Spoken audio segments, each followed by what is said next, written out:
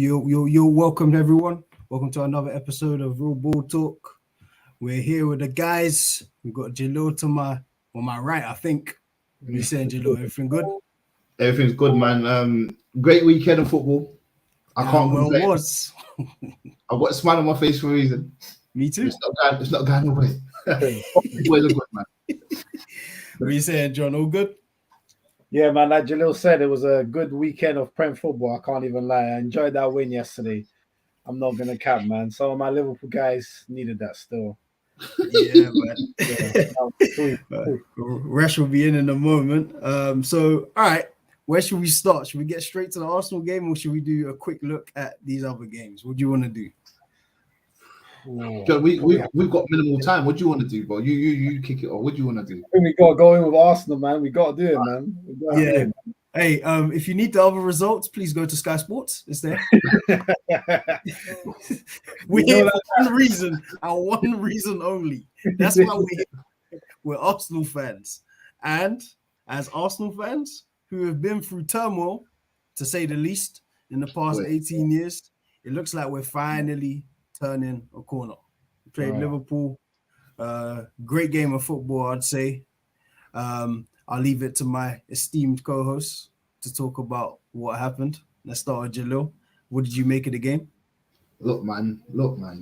Listen, I need a medal from Arteta. I've been his biggest fan from the beginning, man. You know, from the start and that, because I said it with my chest in terms of predictions and stuff. I think I said I thought we were gonna win initially 3-1. Then I backed myself a bit more. Then I said, cool. Yeah, we shouldn't have lost to United. Yeah, how we played against Spurs was magnificent. I thought, come on, look how Liverpool's playing at the moment. We're going to do a job over them. We're definitely going to do a job over them. So with the game, all in all, I mean, I went too far off. 3-2. I said 3-1 initially, and yeah, I mean, I think the most controversial things that happened was the penalty shouts, and there was a few of them. Like there was the Gabriel one. And then there was the Jesus one. I believe there was another one as well, but I can't remember. I'm sure one of you boys remind me once I finished this point. But all in all, I'm just impressed with the team, man. I've never been this happy in a long time, man. Even the Spurs game, I couldn't want to show. I was chilling. I was just like drinking my drink and that. I was smiling and stuff. But I've never been happy after this performance because it's always been first game of the season. Oh, you got Palace. All right, cool. You're not gonna flop. Beat Palace. Oh, it's only Palace, man. There's more games. Wait for a test. I guess you can argue this was our biggest test because Liverpool now, regardless of how they've been in games and against Fulham, against all these teams, against Brighton, sometimes getting a hat trick and that. Liverpool played good, bro. He has until he came off active. Trent was putting some dangerous balls on. I think one of the balls was one of the ones that made Gabriel at the back, miss kick it, and then obviously they got a goal from it. Like they were playing good. I mean, Thiago and Henderson in the middle, like you got to give it to them, man. The first half, I think there was a 10-minute spell where every time and distributing it. You got to give them credit, man. I guess we want to touch on the Henderson thing about the comments and stuff. We can touch on that in the end, but we can get to that. Other than that, he played well. Thiago obviously showing class and that. I think it was a touch from Klopp to put on that extra, I guess, attacking player and Jota to play there because he was causing us issues in that spell in the first half as well. It was a bit of a headache and it was pissing me off, I'll be honest, because all I saw the lights of him scoring. He was scoring against us and stuff. But I will say this: I'll hold my hands up. And before the game, I saw Tomiyasu on the left-hand side of left back, and I said to myself, Tierney, like Tierney's biggest critic, and I ain't seen Tierney on the pitch. I wanted Tierney to play, and I'm like, if Zinchenko's injured, then Tierney surely should play, right? And then it just worked. Tomiyasu until someone said, "Oh, Salah's having a poor game," I said, "What? Salah's playing?" Yeah, you're joking. I don't believe. We don't believe you. Do you get what I'm saying? Like, well, I kind of showed that we've all got to have our saying jumping. So I'll end it here with like, who's next? Because anybody can get it. You know what I'm saying? Come on, man. All right, John. What do you make of the performance? And first question, what do you make? Do you think this is our best team? Like, I mean, starting team, out of the available players we've got, do you think this is our best team? And in terms of like January, because January's around the corner, we might have, some may say we got a thin squad or whatnot. Do you think we need any additions in January to really cement? Some people call it title shot, some people are calling it top four. What do you make of it? Yeah, I think on the team, I don't think it's a tricky one because I do have my question marks about Gabriel as centre back, but I think Ben White's playing so well at right back. I don't want to really take him out of there to put him as centre back because I just think the understanding that him and Saka are getting together on that right hand side is very good. I don't really want to mess that up, so I think for now we can just keep Gabriel. I think Tomiyasu on a left back was quite a smart move from Arteta, just simply because you got a right-sided fullback who would find it easier to cover a left-sided player. So that's why I think Tomiyasu had a very solid game defensively. I think we missed Zinchenko's passing, but I think Tomiyasu did the job that he needed to do. As for Tierney, Tierney can consider himself unlucky not to start, but that's the name of the game. Sometimes managers make these type of calls, so you just got to prove you're worth to start next time. Like at the end of the day, Arsenal won, so he can't really complain too much. But yeah, man. But in terms of the performance, actually for Arsenal, I feel like Arsenal almost scored too early yesterday in the first half. Mm-hmm. Like after that, Arsenal just sat back the whole of the first half, and I couldn't understand why, because Liverpool were only playing Thiago and Henderson through the middle. But then I think once we got that goal just before half time, second half, Arsenal I thought dominated the game. Were much better than Liverpool. Could have scored a couple more goals. I thought Partey was brilliant second half. Xhaka was brilliant second half. Saka was excellent, I think, pretty much the whole game. Martinelli, obviously, he's like the engine for like the team in a weird kind of way, even though he plays left wing. But yeah, no, overall, I thought it was a good performance. They ride out all the tough moments in the first half. Because like you said, Jelil, Liverpool did play well in the first half. I think second half, what happened is you could see the issues that Liverpool had having them 4 strikers up front. Because if we're looking at it profile-wise, you have Diaz, even though he was off second half. You have Jota, you've got Nunes, you've got Salah. These men don't want to come to get the ball. These men just want to run in behind and just finish off the moves.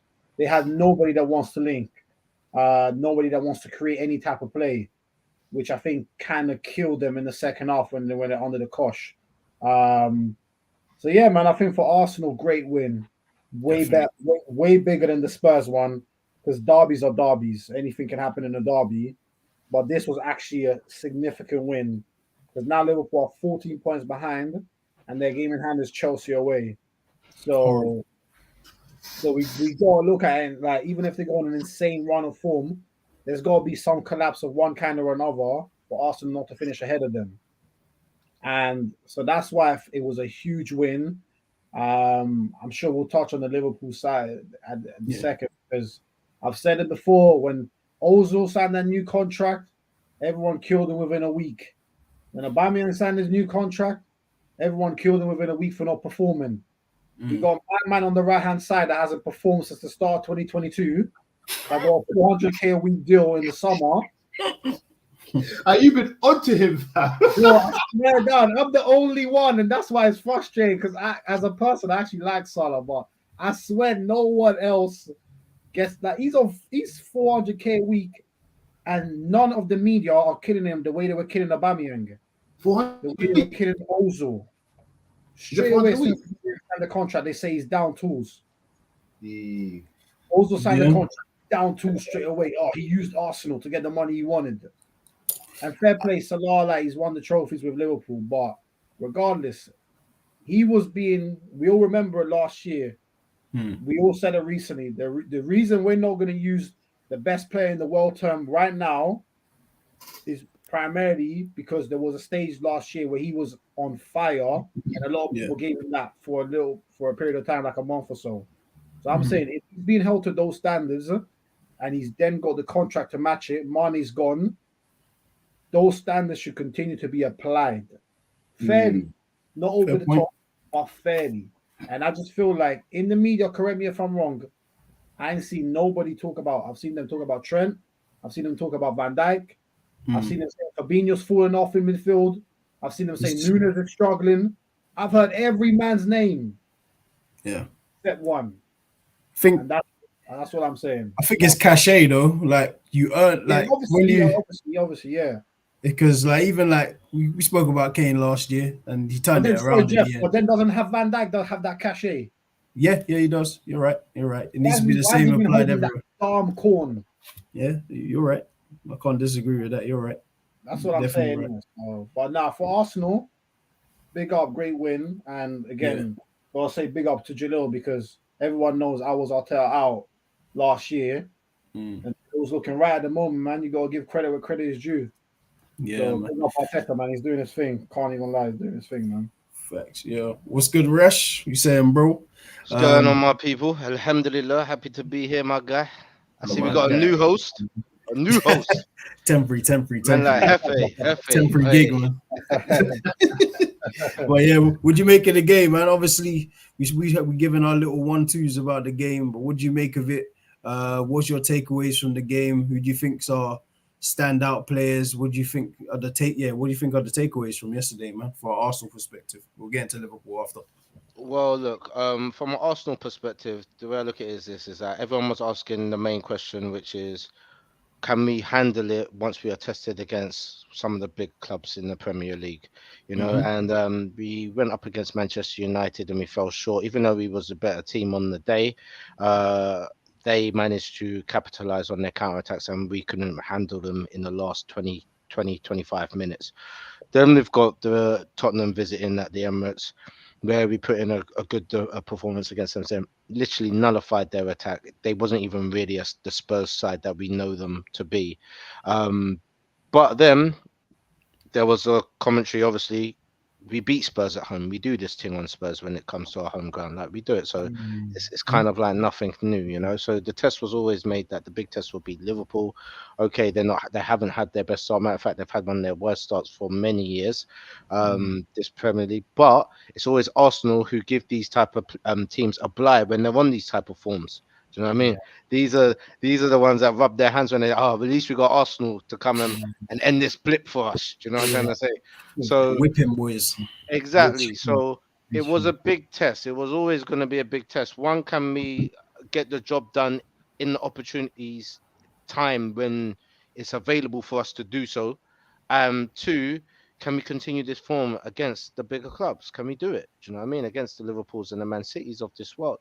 So it was great to see that we could and that we came out on top with the victory. I think it was a great performance second half. I think second half, I don't think Liverpool knew what had happened to them. I've never seen Liverpool retreat into a defensive mode before. Like, I've never seen them do it. I've never seen them take off their attacking players and say, yo, we need centre-backs on, we need defensive midfielders on, we need the man them here to hold the foot because we're under so much pressure. Yeah, so that alone is a telling sign to see how Arsenal were performing yesterday and how well they did. We had a couple outstanding players who shone. They always seems like the same names that get brought up every week a lot of the time. We have Martinelli scoring inside 58 seconds. Yep. 58 seconds. Like, if that's not setting the tempo for intent for the rest of the game, then I don't know what is. Even though, John, you're saying, yeah, you think that we may have scored too early. At the same time, what that does for the confidence of the Arsenal team is amazing because when it comes against this big club, we always play good for 20 minutes. And then we can see the goal within the 20 minutes, and then that puts us on the back foot. And then we're chasing the game from that point on, put ourselves in vulnerable situations where we can then get countered. And because we've left a lot of space open, we didn't make that mistake this time. Straight out the blocks, scored a goal from the get-go, and we needed to hit Liverpool hard, and we needed to hit them fast, pause, because we know how that they can't really handle it when people come out the blocks. They actually take a about maybe 20 minutes to get started into the game as well, for them to start enforcing their normal dominance that they have over teams. So I think it was quite pivotal that Arsenal started like that. Martinelli being on the type of form that he is an unplayable player at the moment. I think throughout the whole game, I think he had 54 touches. He got a goal. He got an assist. He got something like 4 or 5 duels won, or every single one of the duels that he went up against, he won.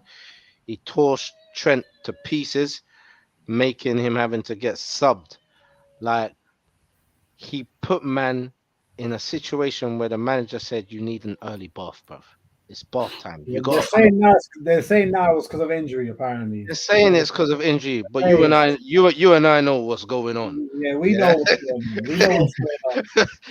we saw what's we happening. know what's going on. We know what's going on. The injury was so bad that he didn't have no ice or anything like that throughout the whole second half while he was sitting on the bench. That's okay. Literally, some injuries are internal. They just can't be reached. They can't be reached by ice. I understand. I get it. Yeah. But what I'm saying is, what you and I saw, what we all saw, yeah, it's different. We saw Trent getting dealt with every time. Do you know what I'm trying to say? And even the second goal that the assist came from, where he done Trent and Henderson both together in order to put the ball across to Saka. Just had an amazing performance, and these are the type of performance that you really want to see from your forwards. Bringing on to that is Saka again. Had a really, really good display. That second half performance from Saka was really brilliant. I mean, he had the defense pinned down. He was taking on 3 players at a time, at certain times at the edge of the box. He managed to bag 2 goals, being under pressure from the England tournament where he missed the penalty. He stepped up for every single one of Arsenal's penalties that he could have, that he can take ever since, and that shows a lot about his character. 4. Yeah. All right, there we go. Says a lot about his character, the bravery of the young guy. Do you know what I mean? And just how much he's enjoying his football, that he's confident enough to say, "Do you know what? I'll take this penalty against the big boy Liverpool." Matter of fact, Saka scored against all of the top 6. All of them. Which is saying a lot for someone who's under 21. Speaking about the age of under 21, I think only him and Martinelli are the only under 21-year-olds who have scored 10 goals or more since last season. So it's showing, and that's club goals, of course, in club games. So you gotta kind of look at his progression as well. And even though he was looking at him and saying, "Well, Saka's a bit slack and he's not really hit the ground running," you can see that he's actually really coming into his own. He had a really good game yesterday. Put a lot of pressure on that back line of Liverpool, as also did Jesus. I mean, how can you be going against defenders like Matip and Van Dijk, having 90% pass accuracy to your teammates? You know, that goes to show that when he was getting the ball, he was controlling it. I saw him get in front of Van Dijk, nudge him backwards and control the ball. He brought the ball down when the ball was coming to him, long ball. I mean, you don't see this a lot against players like Van Dijk, and I just think he put in a really good performance. He was a menace on the pitch again, always trying to go towards goal, trying to create something, which is fantastic as well. Another standout player for Arsenal, Partey. Partey had a really good game. He closed up shop as much as he could. That first half, when Liverpool started to get into the game, just before they scored their goal, and then they was kind of like dominating the play, didn't they? They had like a stage where they probably like about a good half an hour or 25 minutes where they actually dominated the play, and it really took character for the Arsenal midfielders to come out in that second half and say, "No, we're not having it. This is our field. We're going to dominate. We're going to cut up any bits of attacking play that you're going to try and do. We're going to intercept that. We're going to play them deep lying balls from deep all the way forward. We're going to set up the play." I think he had 93% pass accuracy, 33 completed passes. Numbers like that is showing what type of game he had in the midfield. You know, I think he done 6 long balls as well. All 6 hit their mark as well. Just shows what type of game he was playing on the pitch as well. So Arsenal, ultimately, they had good games. They had slip-ups. The 2 centre-backs was our worry, the 2 centre-backs. I say Gabriel because he's been a little bit of a worry for the last few games, but nothing that I'm like extremely worried about because it's not like he's playing awful, just making one or two mistakes that is leading to dangerous moments in the game where we can concede and have conceded. But he's under, was he 23 years old? Or I think he's 25 now. Or getting no, I don't think he is. No, I don't think he is. I think he's only You don't think 23 so? or 24. I think he's 23 or 24. Let me check that. Well, yes. I'll check that while you're going. Yeah, but anyway, what I was saying that he's a young player anyway. 24. All right, yeah. So he's a young player. He's going to have a lot of. There's going to be mistakes that he's going to be made into becoming an elite centre back. Centre backs usually hit their prime 27, 28, 29, you know, and onwards. They're still young. Whatever's problem he's going through right now and issues in his game that he needs to get sorted out, he's got enough time to sort that out. Not a big worry. Saliba, again, he had a good performance. Showed that he can control that back line as well. He had a few worrying moments as well, though.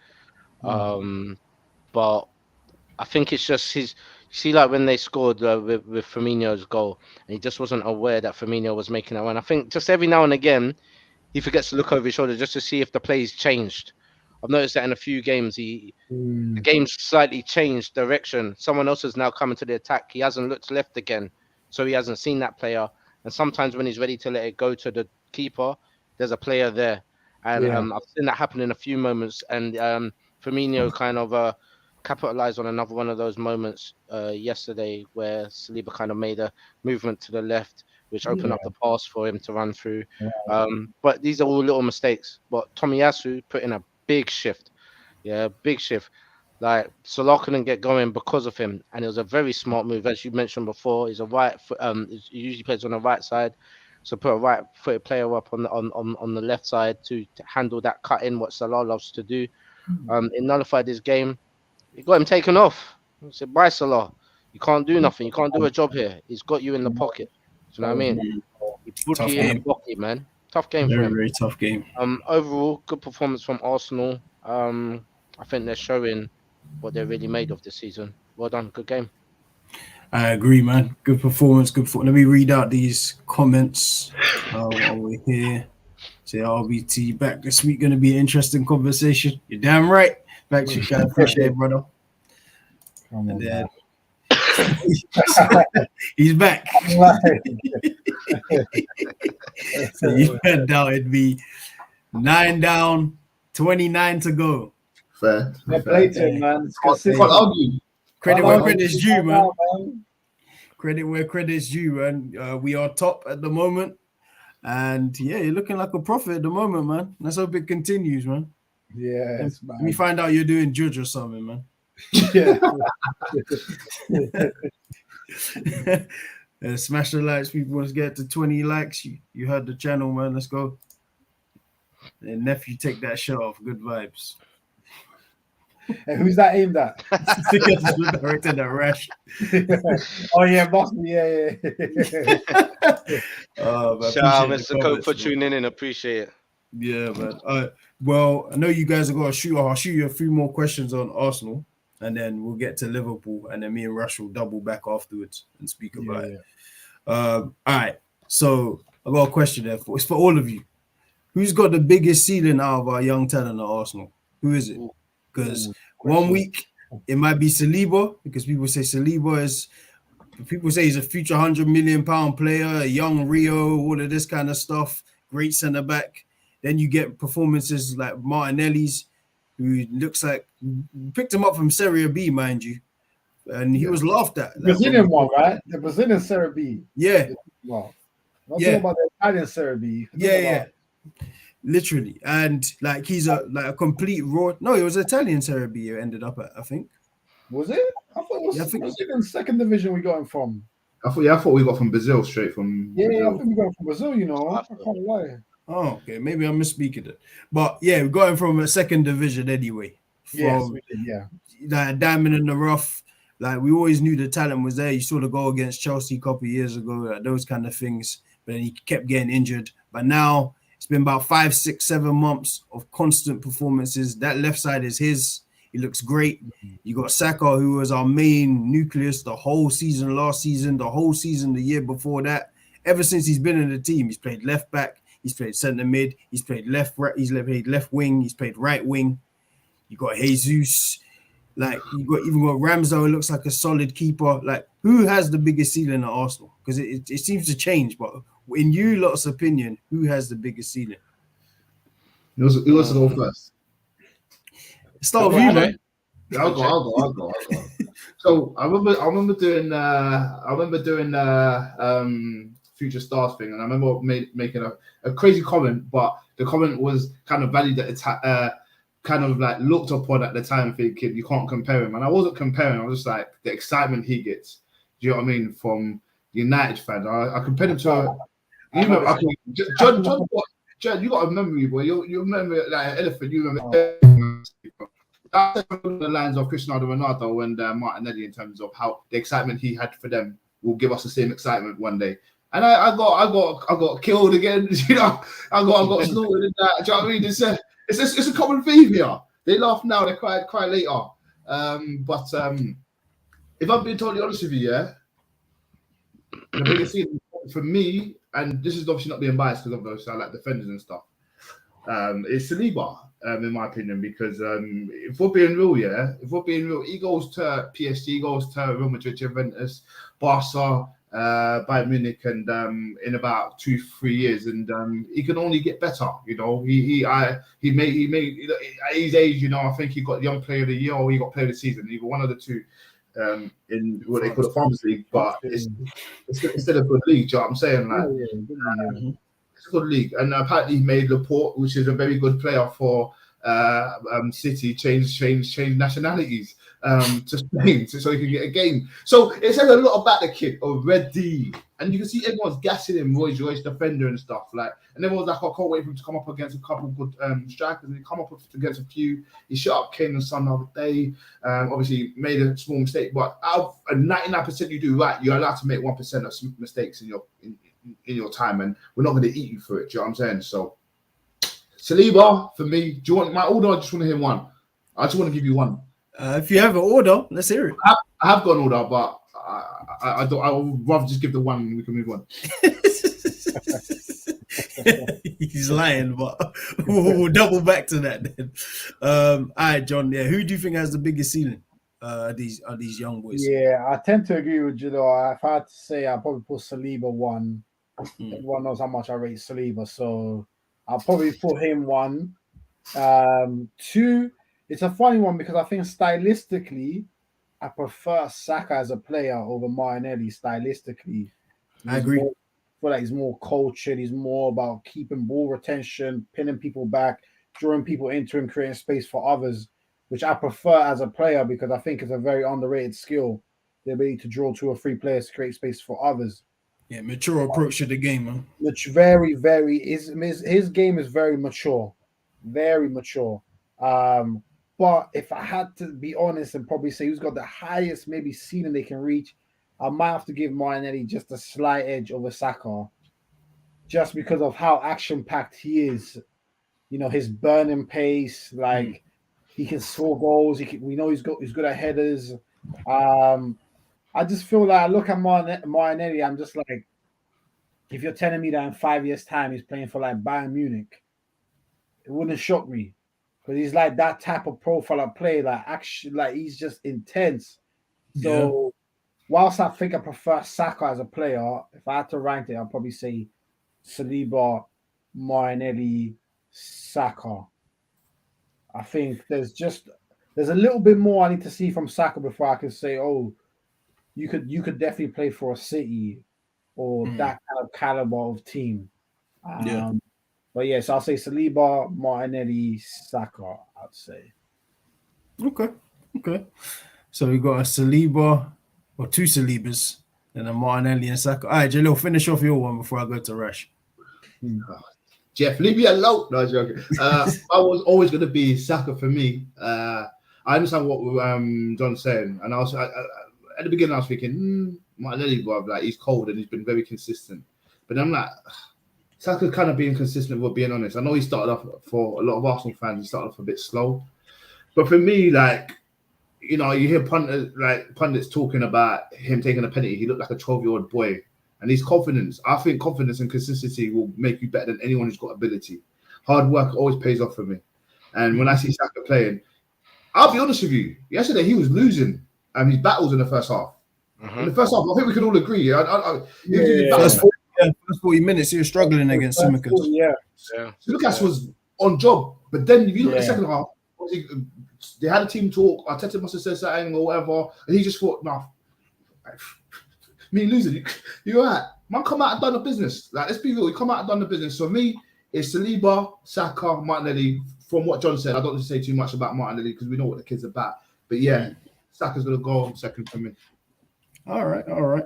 Like that. Rash, so what would your order be for these young boys we got? First of all, I don't like this question at all. I don't. I don't like the way it's being led and where it's going. I don't know what you're trying to achieve here. I'm not gonna say, but okay, master of ceremonies for today. I'm just gonna do what you want me to do. Appreciate it, sir. Try and answer this thing. So,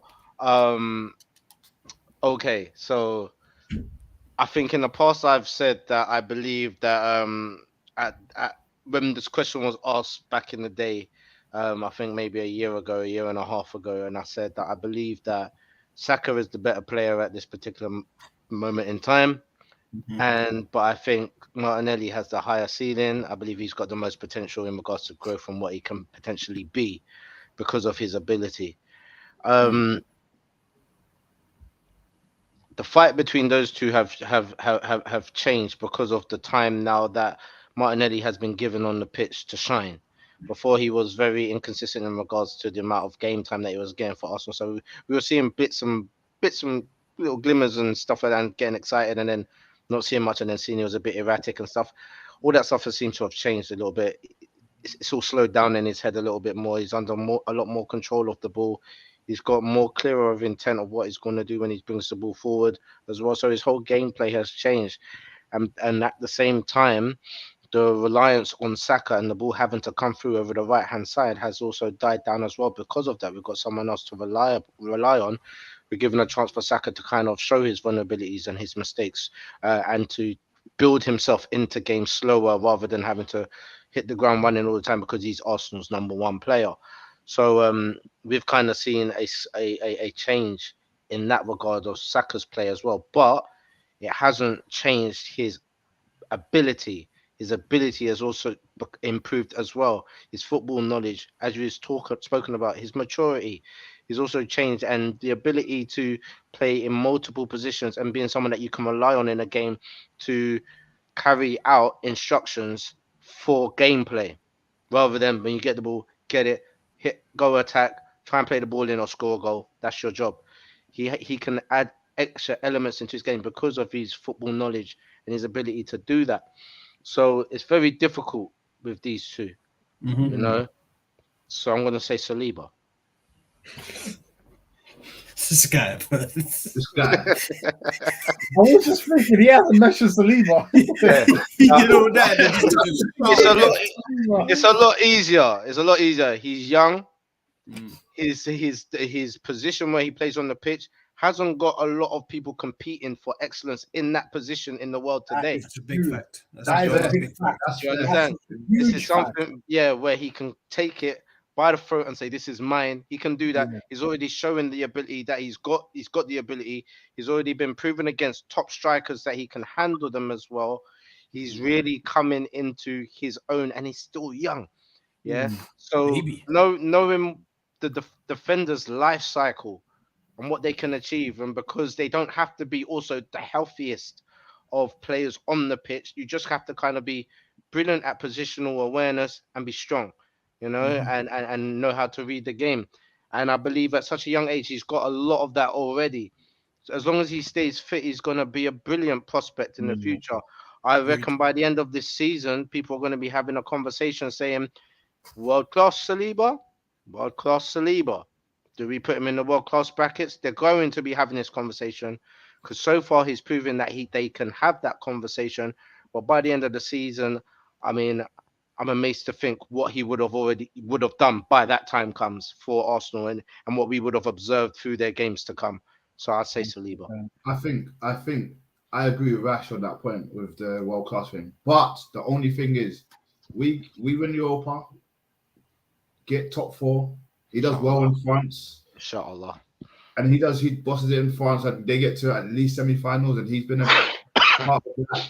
We've got to talk world class for the young man, because Mbappe became world class after a season or two. You know, people can't be world class from young. You can tell, you can see world class talent. It's not, you can't shy away and say, oh, he might be. No, we know we can have the conversation, which is what Rash says. I sort of say I agree with you, bro.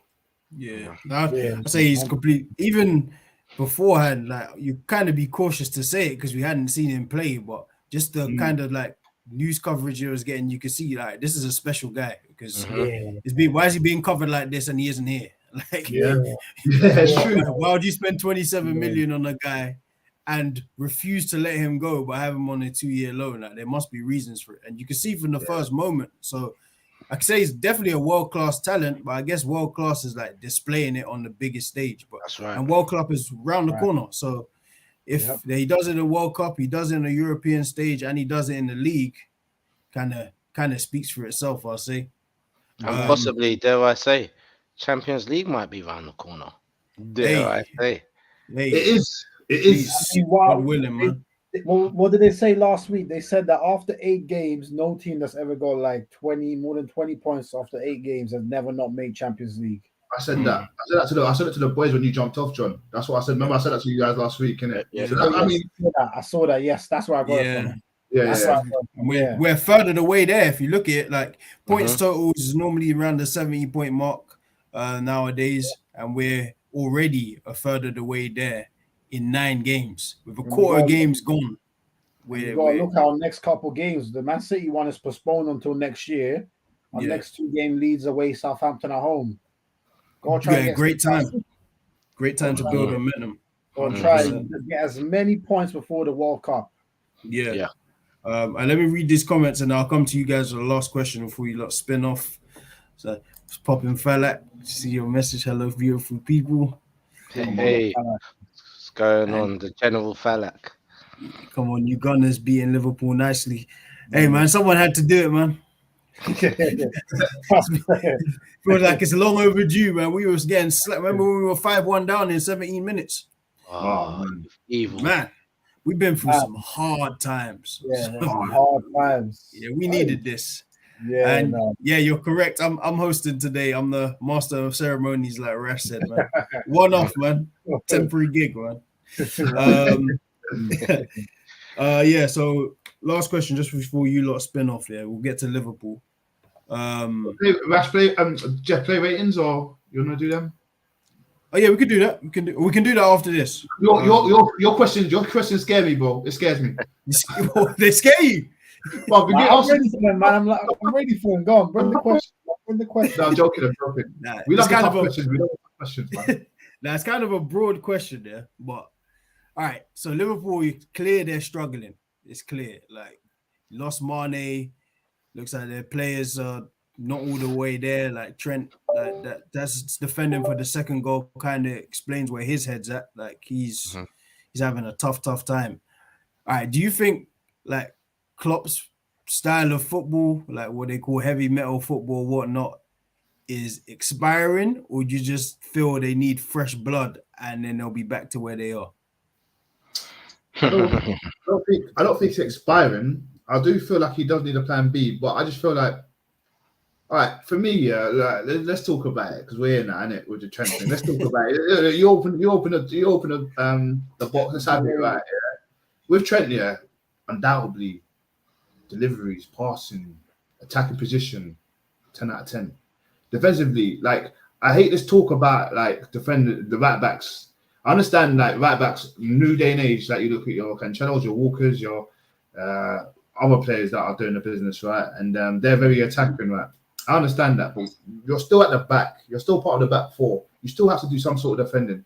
And I think what you just said in his position, and even for us, and even when it comes to Martinelli, like passing the buck and stuff, and not defending, it says a lot about the kid. Me personally, I'd have him on the right wing or playing right of midfield. And bringing not a proper right back. That's not fair to him because he's done it for 2-3 seasons. He got a Champions League out of it and Prem. No, but we know what you mean when you say proper. Yeah. A real one. Fair, because you got to get with the program. It worked for you, yeah. I don't think it's expired because it's worked. And it worked. 2 goals. One of it came from Trent's cross, so it's working. Don't get me wrong. However, bro, you need someone who can track these kind of. Martinelli's not the only tricky player in the Prem who can play on that side. Trossard give me trouble. I can. Who was it on that side as well? Was it Rashford against Ronaldo? Like people are giving you trouble, and like these guys are the guys that are not even on form, or not even doing their business. Trossard's on form, we give him the credit, but there's going to be other people like Martinelli, Rashford, and Trossard. Well, get a right back in, or if you don't want to defend, bro, just Klopp, play me in right midfield, play me. So where Salah is, Salah got the big contract, but playing me there, let Salah go on the left, let Diaz go on top, like try different shit. There's no plan B, bro. There's no plan B. That's what I'm saying. Okay. John, what do you think? I don't think Klopp's system is expired. I do think that they need fresh legs, especially in the middle.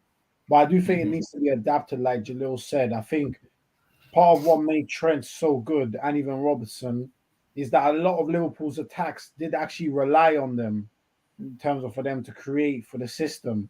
And that's why, not to take anything away from Trent, because as a pass-off and right back, he's very unique.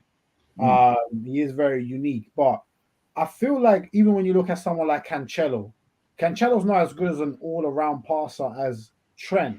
But if you look at some of the attacking traits that Cancelo has, Trent doesn't have some of them. Trent can't run with the ball the way Cancelo can. Cancelo takes on man better than some wingers.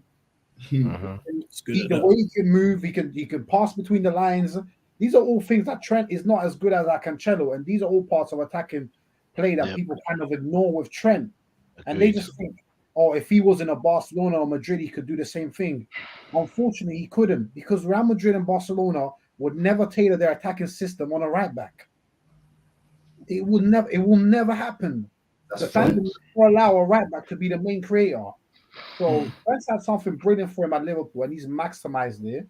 And I don't want to kid him, but I think he just needs to maybe spend some time on the bench just to be brought on here and there, just to help him regain his confidence slowly, because he's been holding crazy amount of corn this year.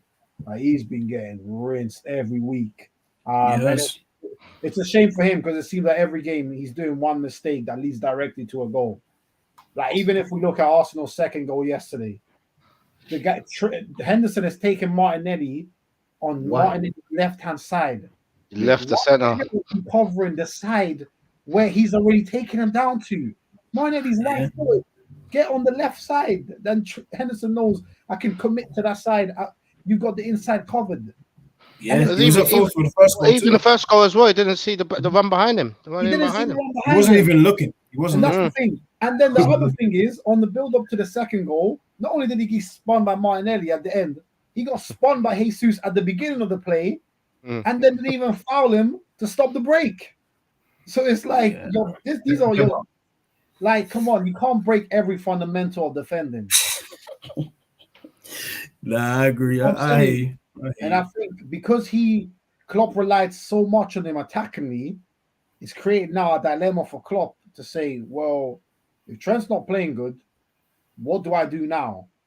And Mane is not there anymore. If Diaz is out, that's huge as well, because he does like to come and get the ball to feet. And it sounds like he's got a bad injury from what Klopp is saying. Oh no, he's out. He's out for the next 10 games, confirmed. He's out of the World Cup. He's pretty much out until the new year. Yeah, so again, that's massive. That's a peak for him that he has to miss the World Cup, man. But man, I just think Klopp. That was mad, because I saw when it happened. I thought he was saying, "Can't you just wrap it up to the medical man? Just wrap it, and then he was like, "Nah, you're coming off," kind of thing. Nah. Yeah, he tried to play on too, but it's just. Yeah, like when a player falls on you like that, it's just how it goes. Like when Partey challenged him, he challenged him and fell on him. So like, when that happens, I can imagine that's a heavy lad, bro. Yeah. That's a lot of food. Last thing on what John said quickly. I just want to double back on what I said as well. And I hate to do this as well. But when we're doing our right backs and stuff, And I got all these comments, like people getting all personal and stuff, saying, you know, oh, he's the best right back, better than Hakimi, better than everyone. And I said, bro, but at least they defend and stuff. When I was saying this stuff, I said the defend thing is gonna come back to bite Liverpool or Trent and all you people defending him, and it has. And the thing is, again, I hate being right. I just hate doing it. Yeah, I bet you do, mate. I hate being right. He's the way he said it. Big smile on his face. Yeah, I hate being right. I hate being right. Show me your dentist. This guy is nuts. Oh man. Yeah, Rash. What would you make of it? Before I go to everyone for the player ratings. I just think the heavy metal play right now has gone to its true essence in form. And the men are playing the blues right about now. Do you know what I'm trying to say? They're playing the blues. Woe is me right now. There's some hardship. You know what I'm trying to say? Trust me. The men they stripped themselves off of some extra additives which they made to make it heavy metal music, and they've gone back to the blues, bro. Do you know what I'm trying to say? But at the same time, it doesn't mean that it's over. It doesn't mean that Klopp style is finished. And the reason why is because they dominated big portions of a game that they was not playing the best in yesterday. Do you understand? I think there was a time when they had something like 55 possession and Arsenal had 45 on. That might have even been the total for the entire game. Yeah, that's how it finished. Exactly, which means that they had a lot of the possession. It's just about where they had the possession and how they could transition it into the attack. They seem a bit nullified with the new boys that have come. I don't think they've figured out how they should work together. Núñez is a very different type of player compared to Mane or even Firmino down the center. Núñez, Gomez, what's his name? No, the left player who got injured. Diaz. Diaz is quite a different player to Mane as well. And in regards to where he gets the ball and he tries to drive to the goal, but Mane can also hold up the play. He can hold off a lot of defenders. He's stronger than a lot of the defenders as well. He's a very strong player, and they were reliant on him to bring the game of play up to the top of the pitch at a lot of times, and then play it back to the center and then do their build up. But they're now in a position where they're dominating the team that they are attacking. They don't really seem to have a lot of that right now. So I think it's just a few minor adjustments and a few personnel changes, or for them to get used to each other. I think it'll be better. But that defense is a problem right now. Van Dijk is not looking like Van Dijk. Even Matip didn't even put in a very good performance yesterday as well. We've been speaking about Trent.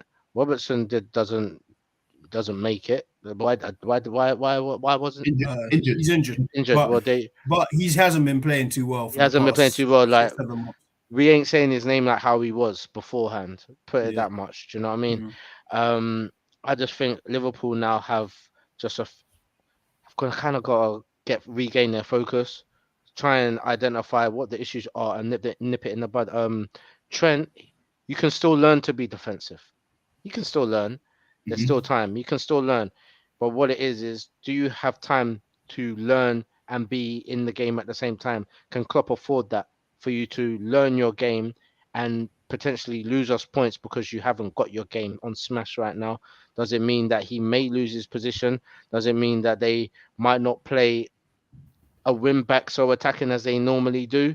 Do they have to make a few adjustments? Because like I said, we saw Klopp shut up shop yesterday. You know, take off a number of attacking players just to support the extra defensive holes. Do you know what I mean? So there's something going on in the defense that has not just been identified by us, but Klopp too. Do you know what I mean? And it was heavily exposed just against Arsenal. I don't think it's over for them.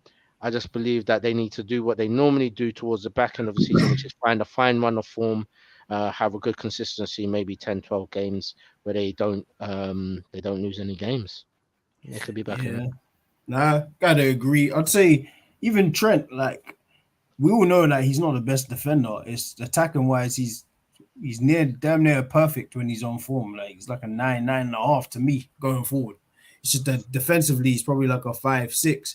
But midfield is a lot of the reason why he's more exposed. Like people like Wijnaldum, in form Fabinho, when he bombs forward, they slot in and they're more compact. And they even do the it well. Van Dijk, like when he's bombing forward, they shift over, and kind of like how Arsenal, when like you see us attack, it's like a 2-3-5. It's kind of like the same thing with Liverpool. That's kind of where we got it from Liverpool and City. And when he attacks, whilst he's making a lot of those errors, he's making are all him. But also, like, their system is just not quite working. Like you said, Van Dijk doesn't look at the races totally. Like Jesus was not for nothing. He was pushing him around a little bit and winning. Yeah. And he was angering him. He was making him angry. You even see when Jesus fell on the floor, the way he tugged on his arm to try and get up, man. That's anger coming through right there. You don't really see those sort of displays from Van Dijk.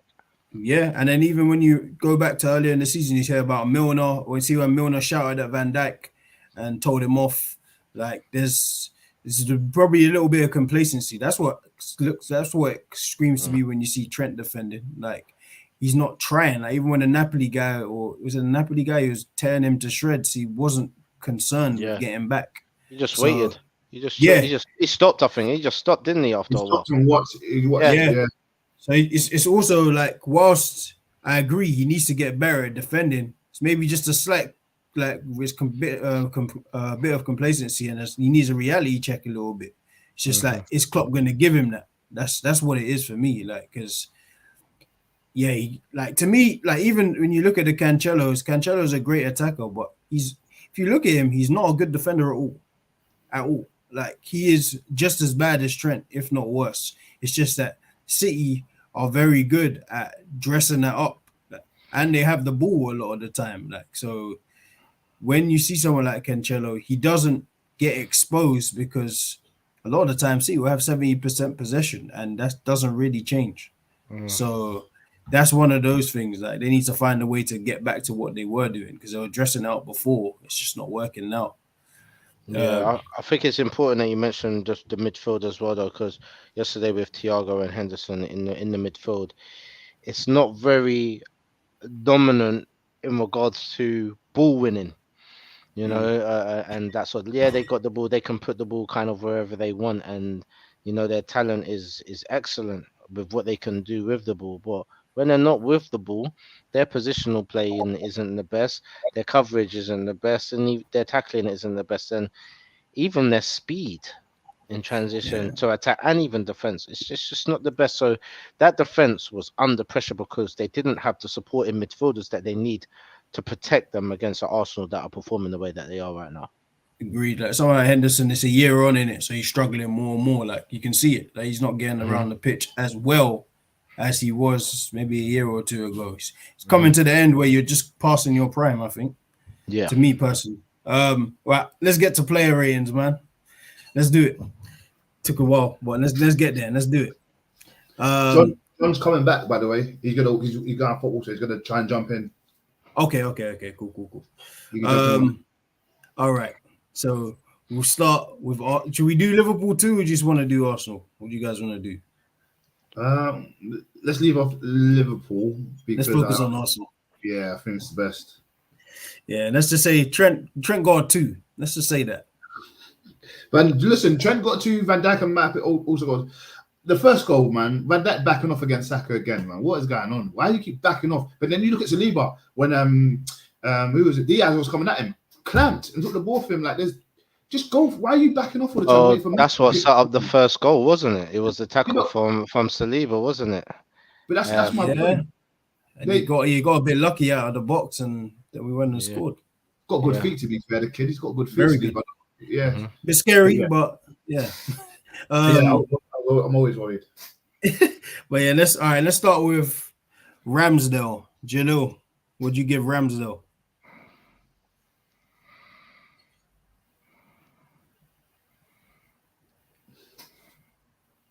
Ramsdale just above average. He can get a 6 from me. A 6. None of the goals really his fault. Played well. I think you conceded 2, man. Regardless, it takes you down to. You could have gone 8 if it was a clean sheet, maybe a 9 even, because there wasn't that much to do. Made a couple saves. I'm gonna give him a 6, just above average, man. But he played with a groin injury all game as well. You saw that. I heard that. Off well. Even from like the first 3 minutes, you see him kick it and grimace, and then the kick was weird. Even when he did it, I was like, "Whoa, what's that body shape about?" Wrong. Technique was all wrong. But yeah, first 6 is fair. Now, if you can see 2, I think he did play well though. All in all, a few big saves when he had to. So yeah, well done to him. Rash, Tomiyasu. Man, before I came on this game onto the show, I was thinking, I wonder how the boys will feel about me giving Tomiyasu a 9, because I think he had a brilliant game. I was really thinking about it. I was thinking, all right, they might pull me down to an 8, but I think his game was on point yesterday. I think he had an amazing game, and all the doubts that everyone had pre-game when we saw him on that team sheet, thinking why wouldn't they play Tierney instead of him? But we know what he's like one-on-one. He's brilliant. Do you know what I'm trying to say? So, yeah, I'm just gonna do it. I'll give Tomiyasu a 9. Anyone have any adjectives? Feel free, but I think that was a 9 performance. I'll be honest with you. I was going up. Like for me, he was my man of the match. I know Saliba, Saka and Martinelli are the goal scorers and the contributors, but to me, like to Marshall, like you haven't played a game or started a game since May. Yeah, that's his first game he started. This season. Like you could, some people say, "Oh, he lost his place to Ben White."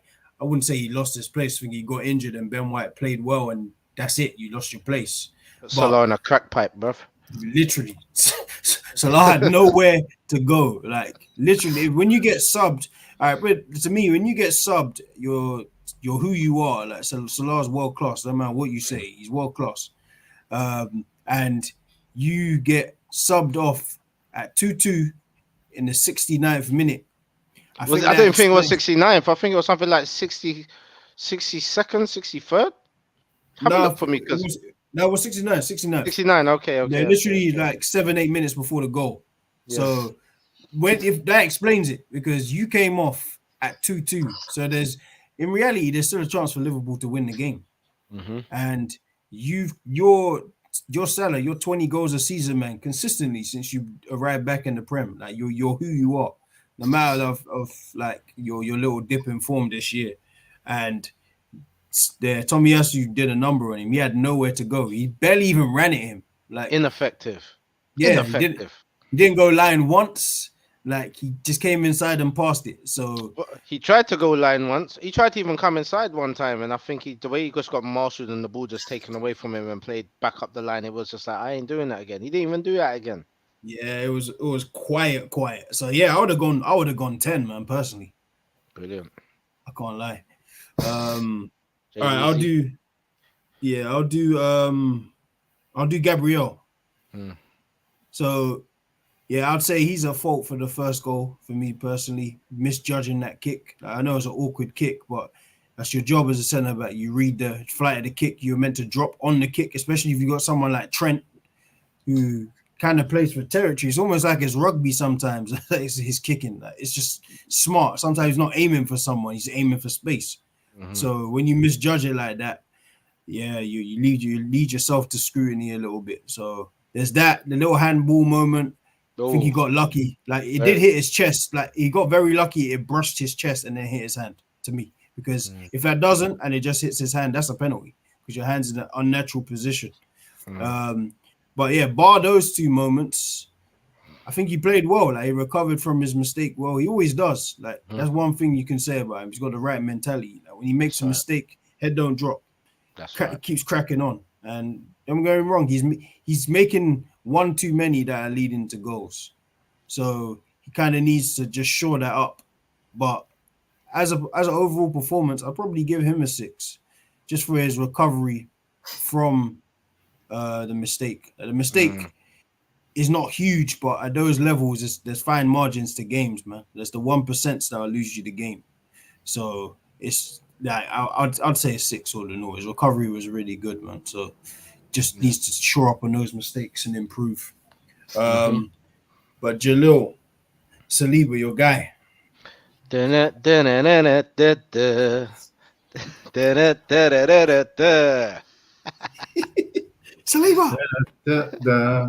So you got all right, cool. Yeah, I mean, I Sorry, he's gonna say lot of mercy.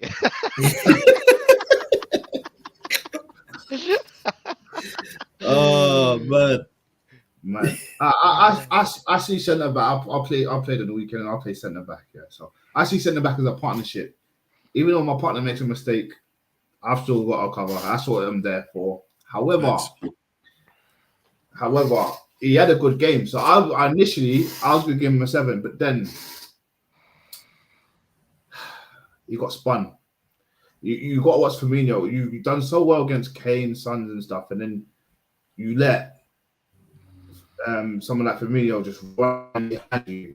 I see that split, man, and it gave me flashbacks to United, and I think we can all agree they were both out of fault for a lot of goals in that game because the splits.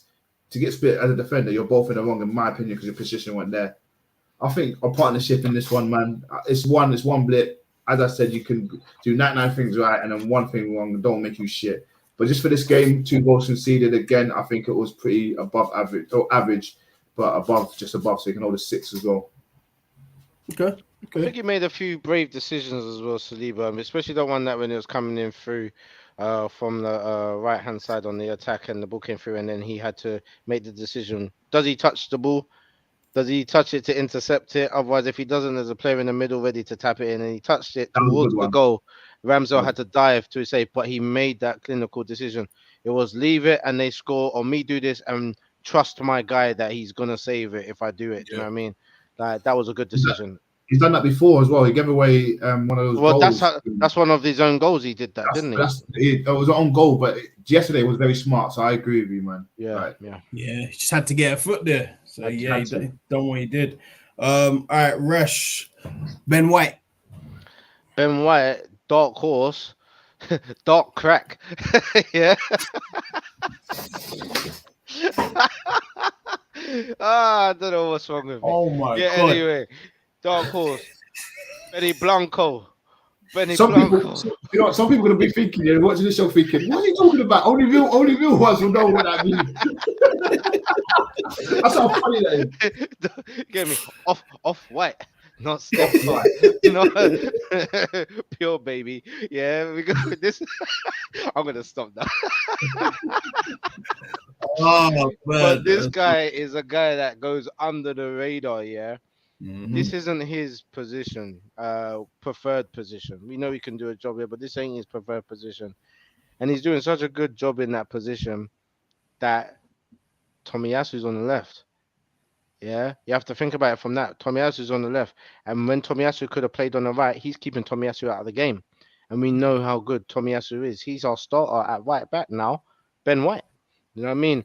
So a lot of the progress that he's making and a lot of the big decisions that I make at the back line, the stopping of the attacks that are coming down from the wing, where we've struggled beforehand when we've had the likes of Bellerin and the Suarez's and all these people on that side, and they can't seem to get to grips with just controlling it. He's managed to do so. He's got good feet. He's actually part of the attack now as well in regards to key passes. He's getting his overlap game on too. Him and Saka are really building down the line, really looking good together. I think he had a big game as well. I didn't really actually see a mistake from Benny Blanco actually. I'd say I'd give Benny an 8. He earned it. I would agree. I think he's got better and better at right back since he come into the team. Looks comfortable, like you said, bombing on, comfortable with the ball as we know he is. And yeah, I think I said a few episodes, he's going to be one of our most valuable signings. Like the 50 mil was laughed at. Say, oh, he's terrible in the air, which he actually isn't. Ivan Toney's just really good in the air. Yeah. That's literally what it is. Because we've seen Ivan Toney's wins headers against a Van Dijk, but no one said anything about that. So yeah, the fact that he can play right back, centre back, left back, DM, that's why I think he's going to be a valuable member of the squad. Like you can do too much. Yeah, man. Agreed. Okay, I'll do Mr. Reform, Granit Xhaka. Jeez. I think he played very well again. Like he's got a better engine than most give him credit for. He don't stop. and I feel like he feels like a part. You can see he feels like a senior member of that team. Like even after we scored, can't remember what goal it was, second or third. They go over to the corner and normal thing happens, a little pep talk in the corner. Everyone's listening, everyone's tuned in. Just mad, man. Because 2-3 years ago, he was getting deference. Yeah, Jelil, man, you shouldn't have done that, man. He had it coming, doesn't he? Remember I should back him, and he Yeah, you did. It was me and Jeff. We was done with him. No, remember the group chat? Do you remember the group chat? It was a gang one. I think everyone was slaughtering someone, and I was like, even though no one said his name when we lost, I think it was 2-0. It must have been a game. And I go, oh, it looks like it's Jacques' fault, and he wasn't even playing. Remember I said that? And everyone was like, oh, you just love him too much. Nah, Jack can play really well, man. He's like our secret weapon attacking, because I feel like everyone underrates Xhaka. But when he's going forward and bombing forward, people just leave him, and he either pops up with a goal or he's creating some kind of chance, man. So it's a big mistake to leave that guy in the final third. It's really, really dangerous to leave him by himself. I agree, he pops man. up in good positions all the time. I think Xhaka, he probably get a 7 from me. Solid game, stuck to his job, did what he could do in there against the likes of Thiago and whatnot. 7, man. Solid job, man. Keep it up. The discipline was really good as well. There was a time when I thought he was gonna pull someone down, and he just didn't. He just ushered him out the way, and I was like, "That's brilliant." Literally, man. It looks like we finally seeing what Wenger saw when he first bought him. The Wenger had his missteps, so maybe he didn't give him the right partner and whatnot, and we just weren't good then. But it looks 6 years on. We're finally seeing the real Granit Xhaka. It's great to see. Jelil, Thomas Partey. Uncle Partey. Boston midfield for me. I say it every week. If we don't have him, we're not winning. Man, he can hold an 8. He can hold an 8. Let me not be short. He can hold an 8. No, I think I'm supposed to give him a 9, but look, I was just about to interject and say, yo, Partey was elite. Like without his play in the center, I don't think Arsenal would have been as successful as they were yesterday. I'm just gonna run you some of these stats that he got. Go for it. That's 63 touches of the ball, 42 passes with a 93% accuracy. One key pass, 6 long balls, 6 accurate long balls. No shots and no shots of target or shots blocked, but ground duels that he won, out of 4, he won 2, and aerial duels 1, he won 1. He only had 1. I think he had a really good performance yesterday. It's just the way that he controlled that centre second half. It's like he got slapped in the head in the changing room, and he just come up. So I think it's good. Yeah, go on. Yeah, sorry. No, I think it's good that there wasn't many attacking stats in that what you read out, because it showed the threat that Liverpool had, and we showed them respect, and enough respect to say Partey normally bumps forward and does the business, but here we're going to leave him here, and I think that's what works for us, to be fair, during that game. So if you want to bump it to a 9, I'm not angry at that, because for me, that's what I was from a DM. I have to hold my hands up. I'm not always right. I don't, maybe Jeff might remember this, but I was suing Partey in a group chat when me and Adam were going at it. I'm not sure if you guys remember that, but I wasn't a fan, and then I think Jeff jumped in and told me, no, he is a DM. And I was like, he's not a DM, Jeff. He does box to box, does the business. And then, so I'm not always right, boys. You know what I'm saying? I could be wrong. So I'm happy to be wrong. When it comes to something like this, I'm more than happy to be wrong, because I'm loving what I see. You get what I'm saying? So, Hey. Great performance. I'm on mad at 9 over. First half, towards the end, he was wasteful a bit with the ball, but second half, he was different class, man. He's different. He really is. All right, Rash, Martinelli. 9 or 10. Hey, I'm not mad at it. Yeah, I think him, Tomiyasu, Partey were the standout players on the pitch. He got a goal, he got the assist as well, and he was a constant menace down on that side. Yeah, I'll give him a 9. I'll give him a 9. I'll give him a 9. Yep, no argument for me. None at all. All right, I'll do Odegaard. I'll leave Jelil with his Nigerian brethren. He don't like him. He don't like him. No, joking. It'll never end. That's gonna stay forever. I remember the argument. Just I was like, that's my bad. I'm the most biased. The same guy that rates Awobi because he's Nigerian. I don't like Saka. Hey. Bro, do you know what the bad thing is? I didn't even mean it how the group took it as well. When I say you don't really like him, anyway. I didn't mean it like you don't even like with it. They ran with it. We do. But you knew what I was saying. Because we did a show. Like remember we did a show. I think he didn't even slander Saka like that. You just say that he wants to do. He just expects a little bit more from him because his bar's high. Yes, it was corn ever since. Now Jelil hates Saka, man, hating on his own people and all those things, burning a Nigerian flag, all sorts of that. It's kind of crazy. Side, isn't it? It's crazy. Oh, that day was funny, man. Oh man. Yeah, let me do Odegaard. I'll say he's the key to our attacks, man. Mm-hmm. Even if like the stats don't show it, he doesn't score. Without his influence in the game, we don't play how we play. To me, like he's different, man. Like the way he picks up his little pockets, turns defenses. Him and Saka's link up is great. Him and Jesus, like the little runs Jesus makes. That when Odegaard picks up the ball, you see the three of them bombing on. They know if anyone, he has the quality to find them, and he leads by example. Like even like. There's one time, I think it was someone that Liverpool had a little passage on like the right-hand side, and someone was just ripping us. I can't remember who it was. Odegaard just took the captain stance and just took him out. That's what I want from a captain. Like, if you're dancing around, running around, doing tricks, the era of football I like, you fall.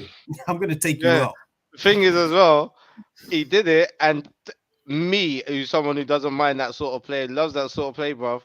I don't think it was necessary for him to take him out at that time. It wasn't even necessary. Nah. It was like, don't play with us, bro. Yeah. I consider myself a master of the dark arts in football. Like, I'll do anything. I'll elbow you. I might bite you just to stop you scoring. But that was unnecessary. But I understood the message behind it. Yeah. Please, strong message. We're here. You're at our home. Don't come and pop us. I'll take you out. And it didn't happen again. I think it was Jota now, if I remember correctly. Yeah, I think it was Jota. Yeah, so I might give Odegaard a 7.5. I'm with you. It was a really, really good display, man. A mature performance, man, from the captain. Jelil, Bukayo Saka. 10. Sorry, 10. Hey, 10. I think we stated it from the beginning. From someone who misses a pen in the Euro, shouldn't be coming and taking all 4 pens since then and scoring all 4 pens. Someone shouldn't be that confident to pick up the ball and wait 7 minutes before taking an actual pen or something along those lines where people are arguing.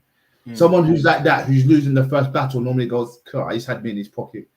Second half, I'll just do whatever. I mean, I've already lost this battle. Doesn't come off and then says, "That's it." He keeps going.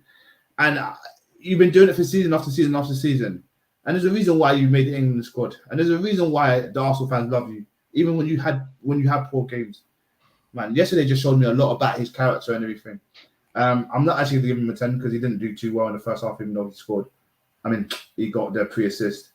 I will give him a 9, but in heart of heart and everything, I really want to give him a 10. Hey, say it with your chest, sir. Say 10. 10? Let's go. Come on. He's got a hold of 10, man. I mean, come on, man. I remember even sort of seeing his face and everything, man. After the game, he was so happy with his performance, bro. Like, yeah, he might have lost the first. I think he had 6 draws with whatever his name is. I think he lost 4. He won 2 of it. Well, I don't care, bro. It's all about the whole 90 minutes or the whole 98 minutes. Cheers, ref. And 5 minutes and add an extra fucking 3 minutes after that, bro. Fucking hell, man. So all in all, man, Saka, yeah, you can hold the 10 from me 100% because it's about the whole performance, bro. And if you're gonna get 2 goals and that 3 assists, I'm down with it, man. So yeah, that's for him. Yeah, man, played really, really well. Trouble Simicast all game. Hey, man, I'll just say this: sign the contract. I think it's gonna happen, guaranteed. But sign the sign team. it. Sign it. Oh, I don't know if I should sign the team because Obama probably doesn't want him to sign the team.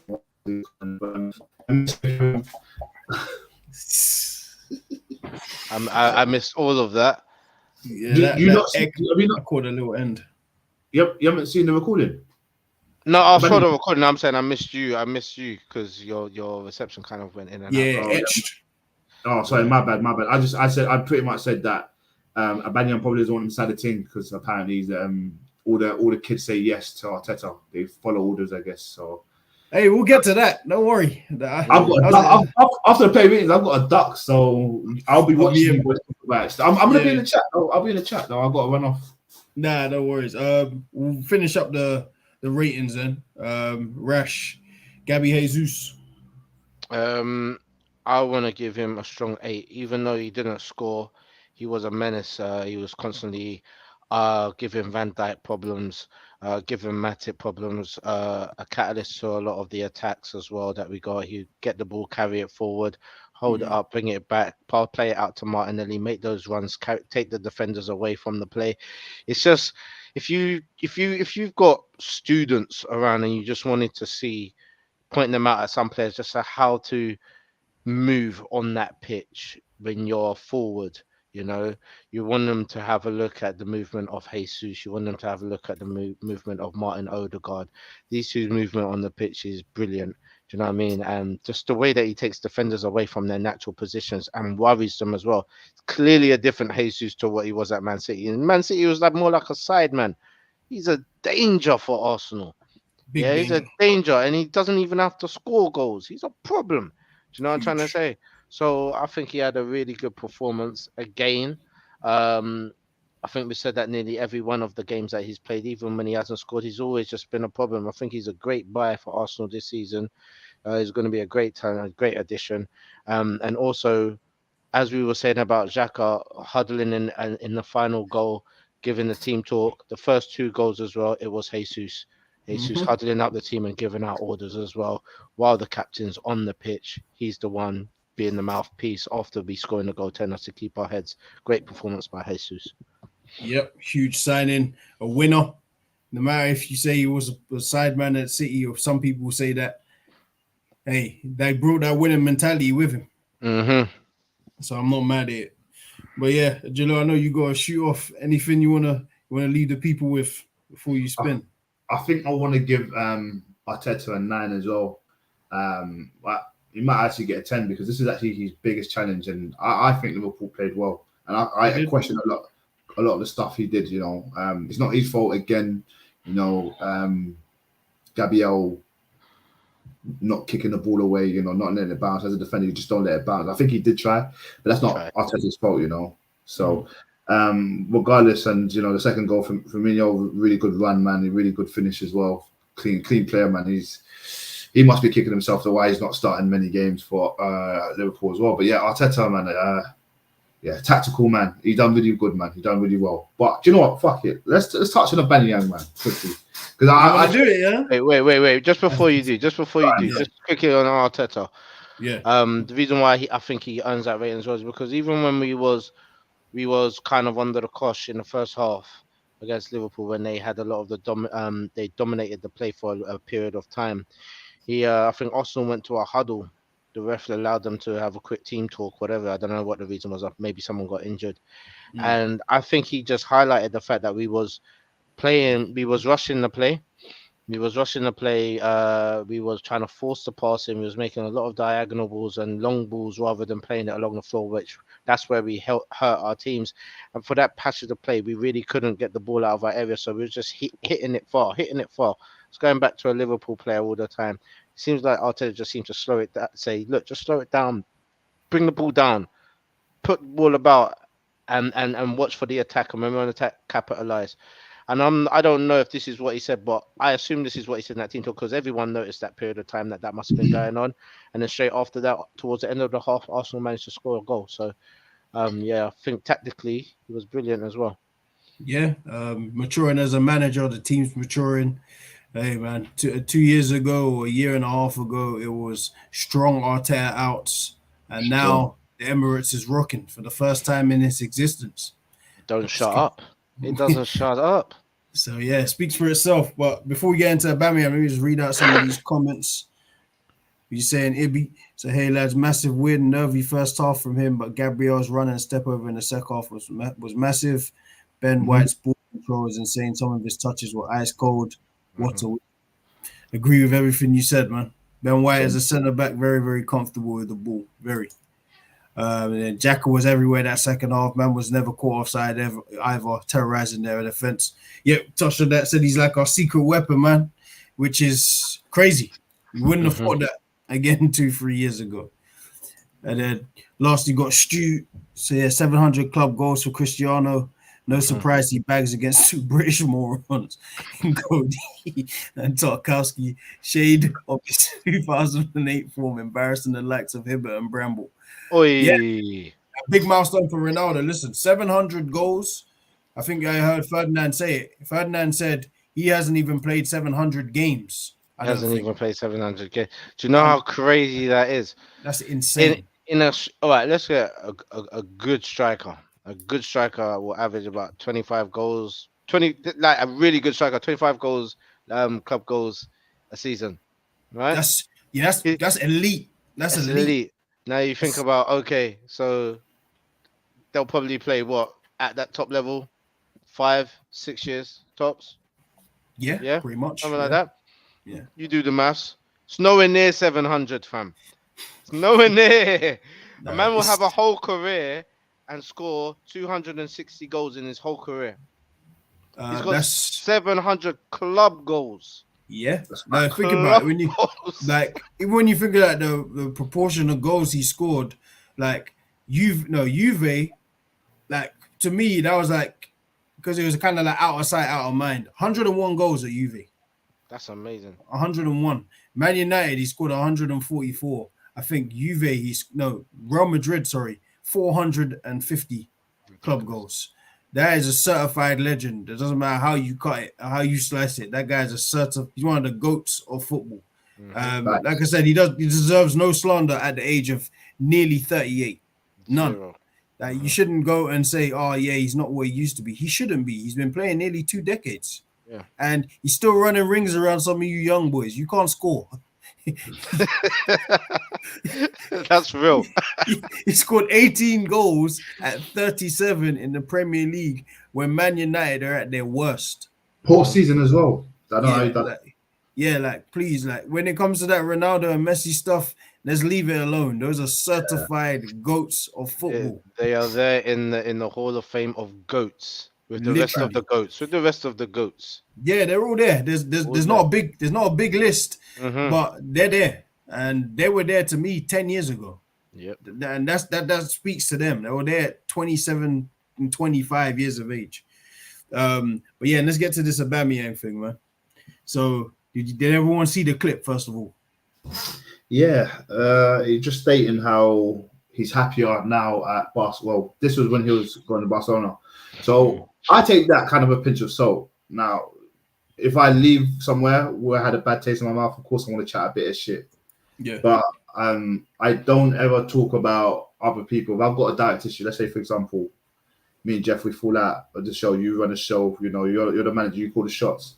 I might say but I can't say that, Rash, the reason why Rash is still on the show, the reason why Rash still gets picked by Jeff to come on the show is because he's a yes man. He just listens to his shots. He's kind of soft. That don't make sense, bro. That don't make sense. And I think that's kind of we know who you're drawing out there is all the young kids because that's what you prefer. And like your Xhakas, your Martinelli, your older guys and everyone like that. Gabriel, all the people that he was close to. And I think even though people assumed that there was a dig at Lacazette there as well because Lacazette stayed and so on and so forth at that time. So it was kind of, for me, it was a bit unnecessary. I don't mind him sorting the manager, no problem. But there's no point saying that everyone else is a bit soft if that makes sense. Because what else you do? Your manager's there to give you instructions, surely, and then you follow it. Why would you not follow? Why would you feel like your ego is bigger? Like, he told me to run to the right, but I'm going to run to the left because I know I'm better at doing that. But a manager sees you're better than the right. Why don't you just follow instructions and then win titles and be good and be happy? Why it makes it complicated? That's my only takeaway from it. Yeah, I get it. Rash, you have any additional thoughts on it? Again, just to highlight what Jelil said. I mean, why are you gonna use a fault in you? Because your inability to follow orders and have the character to be obedient to a superior, as much as we don't like it. I don't like listening to my boss. She's all right, but I want to make sure I want to do what I want to do. Do you know what I'm trying to say? Yeah. But sometimes you need to know your place, your position. You need to know the rank of hierarchy. That's your manager. You listen to him. Do you understand? And that's your inability to be professional at a club at a professional level. You've been given a lot of responsibility. You've been given a lot of leeway. Do you know what I mean? A lot of bonuses as well on top. You've got a big wage and everything like that. All you need to do is set a good example. Your inability just to set a good example and be consistent with that, you can't now use that as something as a beating stick to beat people who can do that job. You can't use that as a beating stick to say, okay, that these men just don't want to talk up. They're just young. And Moisey likes them like that. They don't want to answer back, so they just do as they're told. When has that become something that is a fault or something that can be used as a dig? What, these people know how to follow orders. They know when and when not to speak. That's wisdom. Those young kids have got more wisdom than you, and they're younger than you. They know how to put things in their proper place, to say the right things at the right time in the right atmosphere. You can't do that. You're supposed to be the example, and now you're here exposing your faults and using it saying it like it's an attribute, a good attribute to have. When really that's the thing that got you kicked out of the club. And look, Oba, I love Oba, you get me? But behind the scenes, Oba, we know you was crying. We know you was crying. Yeah, you was crying, bro. Yeah, you walked out of the office and you was crying. So don't play the big boy. Get me? Like, no, I understand. Like, you're a bit salty and stuff like that. But bottom line is, don't diss them young man. Don't diss the young youths when we know you was crying, cuz grown man crying. Oh man, that's funny. Don't do that, innit? But yeah, anyway, that's enough. Now you know what is with it, like portions of what he's saying, I hear him, because I think ego and leverage is necessary in every field. To be confident in what you do, the rules may bend for you in certain regards at certain times. I just think you do that when it's a benefit for both. So you kind of lose your leverage when you're underperforming, and when I'm trying to instill a certain kind of culture at the club, because we know Arsenal, like in the past, especially you can say the last decade, we lost our way a little bit. Like we had lost our way. It looks like we're coming out of it now, but we had the stadium issues, we had the owner issues, we had the on the pitch issues. You had the fans and that almost like a disassociation with like a Wenger and whatnot. And then you've got this guy you bought for big money. He's come in and he's earned his cachet. Like first 2-3 years, he did what he had to do. Like he put the ball in the net on a consistent basis. That's your leverage. Like you're entitled to have your ego. Like Cristiano Ronaldo has one of the biggest egos on the planet. Earned it though. Like 700 career goals speaks for itself. And he's really good with the youth in his team. He is, but then that's now at this stage. But you can also say at the Real Madrid stage, when there was Bale, he was still like Ronaldo was probably 28, 29, probably felt a sense of competition. Yeah. So it's just like, nah, I'm him. Like, but what do? You perform. Yeah. So that's what I mean. Like your ego and leverage, like, is necessary. I just think the situations in which it can be applied are also where it matters. And I think at some point he still thought he could probably do what he wanted to do, and he wasn't given the results in which we wanted. I don't think that's all his fault. I think a lot of that last season, the season before, he wasn't getting the service. But at the same time, your job when you came to the club is put the ball in the net. We know you're not maybe the greatest at general play, but your job is put the ball in the net. That's it. And if you're not doing it, then you kind of lose your ego and leverage. So he's speaking from a place of hurt, obviously. That's why you're just sitting there saying whatever you're saying. And you didn't like the way in which you left, which I get. Like now when you went to Barcelona, you did well at Barcelona. Now you're at Chelsea, and now there's talks of him leaving Chelsea. So it's just kind of being. So it's kind of you're kind of like bouncing around, and for someone who got like a bad rap in the early in his career of like being like a maverick, whatever. I thought he did quite well at Arsenal until the exit. Yeah. Like he dealt with everything pretty well. Like he took everything on the chin. He looked like he was a senior player. He was like the kind of like the player to look up to for some of those young boys. But yeah, at some point, I think he just lost his way a little bit in terms of like the relationship with him and Arteta. I think because he's always on social media and stuff. I think he was listening to social media because with Wenger, when Wenger come in, the utmost respect for him, and then Mikel come in and he's reading everything on Mikel, Twitter and Instagram, and everyone was slaughtering him, saying he's just a young manager. He literally stopped playing about 5 years ago. He pepped back up, man. Blah blah blah. He's thinking, I ain't taking orders from this guy.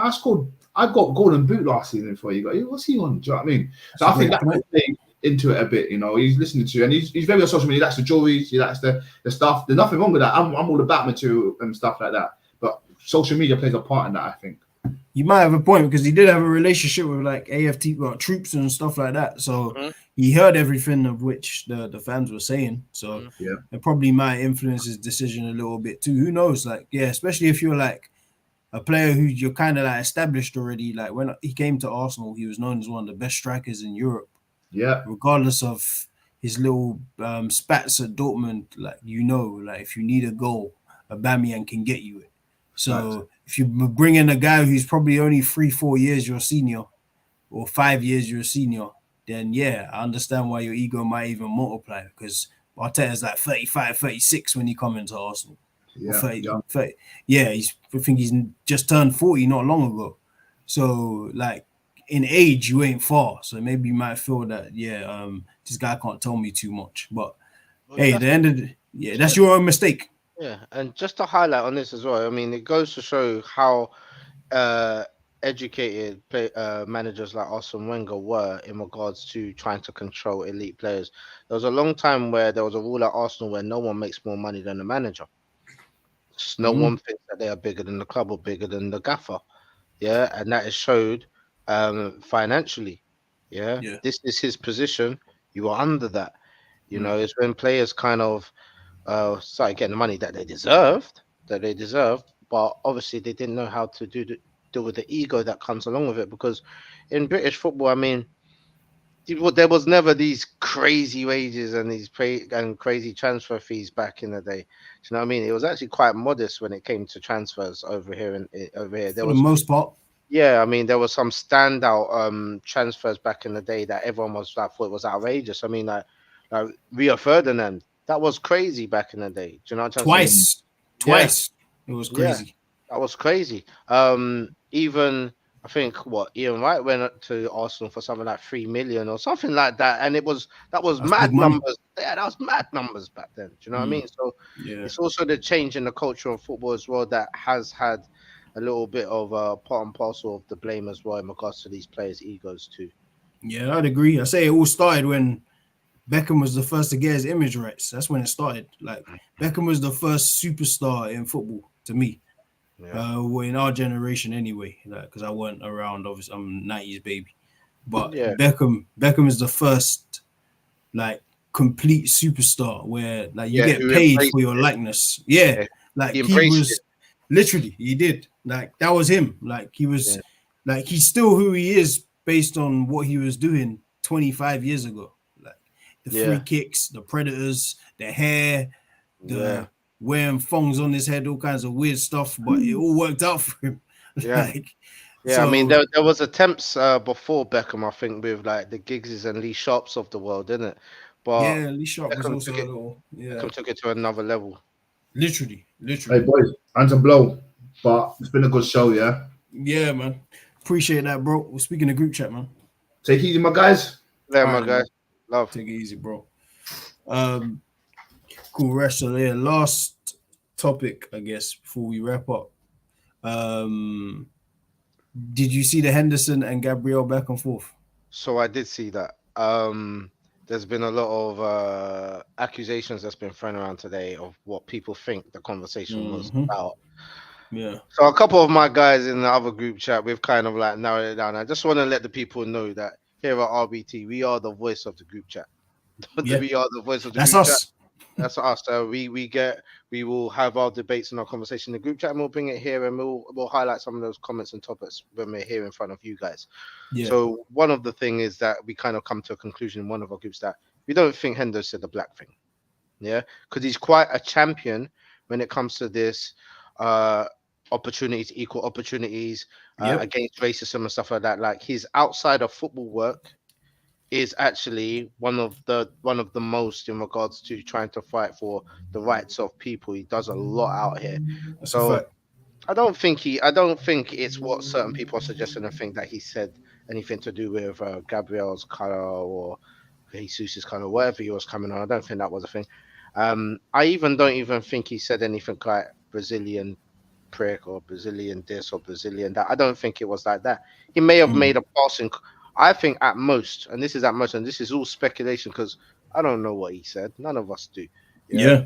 At most, I think he may have said something along the line of, I don't know, the Brazilian guys have been diving all game. Yeah. Something like that. Well, maybe the Brazilian guys been cheating all game. Yeah. Oh, what was it, Paul? Did you learn that in the national play? You Brazilian guys dive today, or I don't know, something along the lines where he said something that caused Firmino to go, "Oh man, I got hit with a stray in that one." You know what I mean? Because his face looked like he was saying, "You hit me with a stray, bro." Do you know what I mean? So I think if it is going to be along the lines of something, it may have been just maybe a comment that along those lines that he shouldn't have said. I don't want to entertain all the social medias at the moment based upon just hearsay, because that's not what we do. First and foremost, I'm a Muslim first. We don't carry rumors around like that and start trends of things that we don't have no facts for.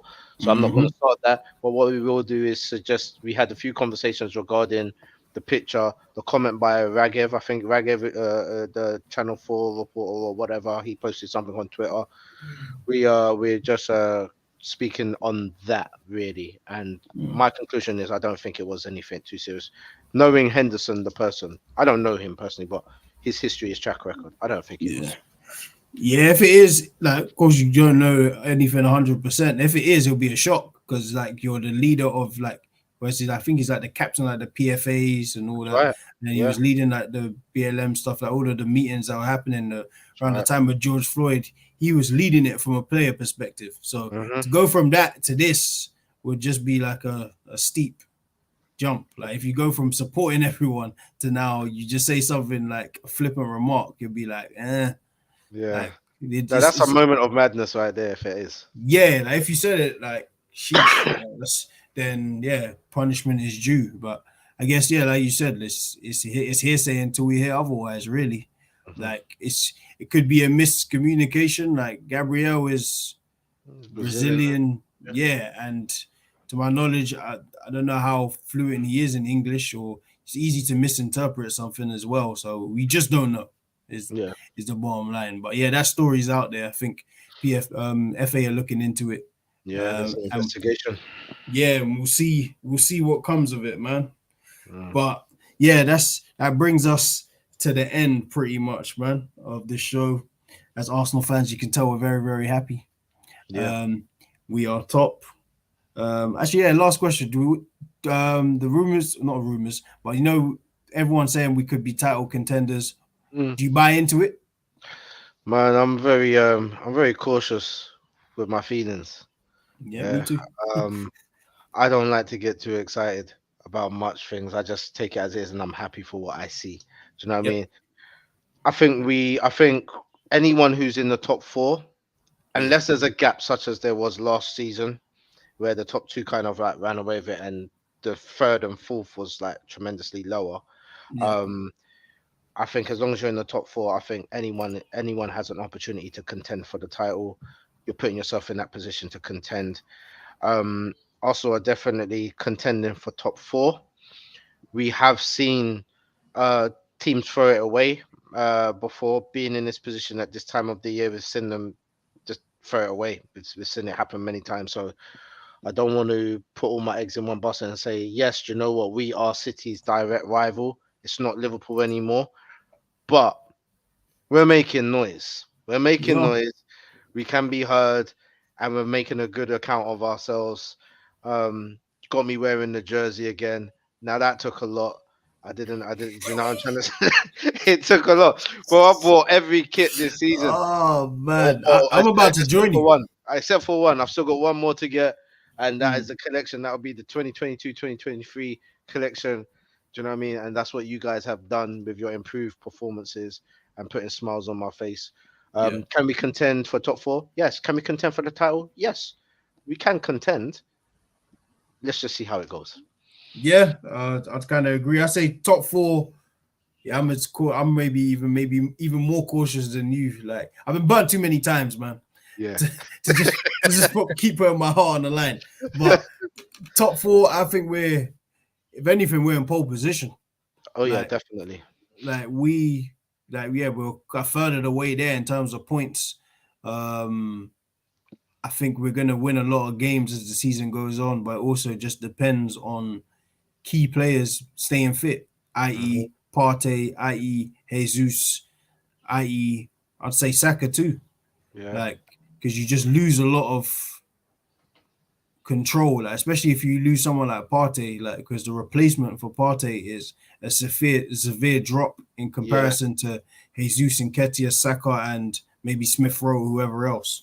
Yeah, and even Tomiyasu, Ben White, and Zinchenko, and and Tierney. It's all close. It's a closer gap, but the Partey one in particular is just a concern. So because he's a niggly, he picks up niggles all the time just because of the way he plays, kind of all over the place.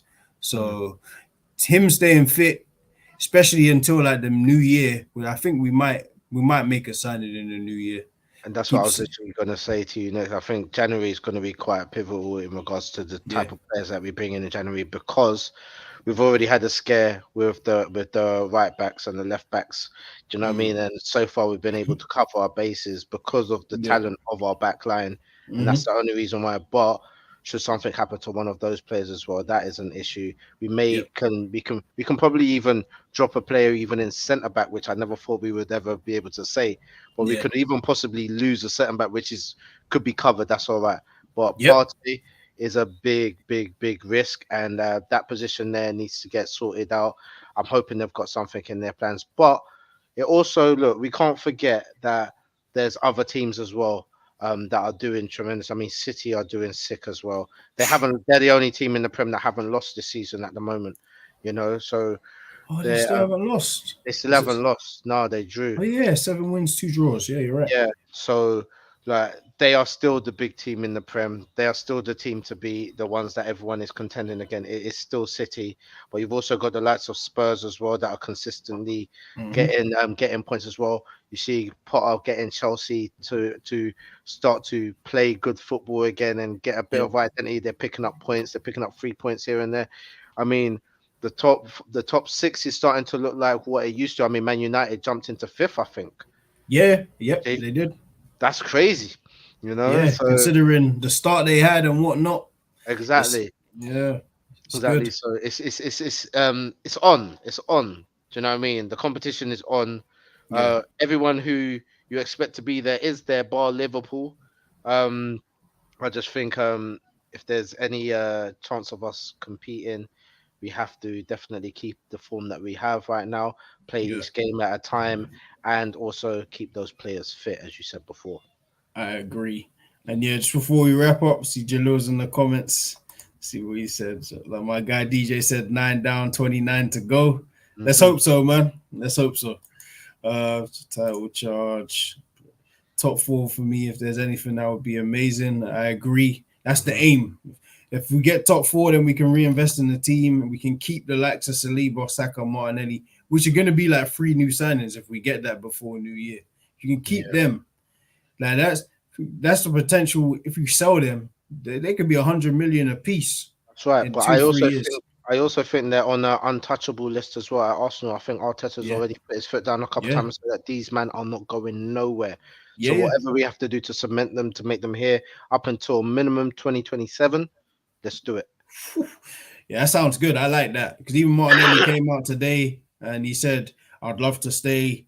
We're talking about the contract. So that sounds like that could happen. The Saka one has been talked about for us past 3-4 months. That could happen. Yep. Only other one is Saliba.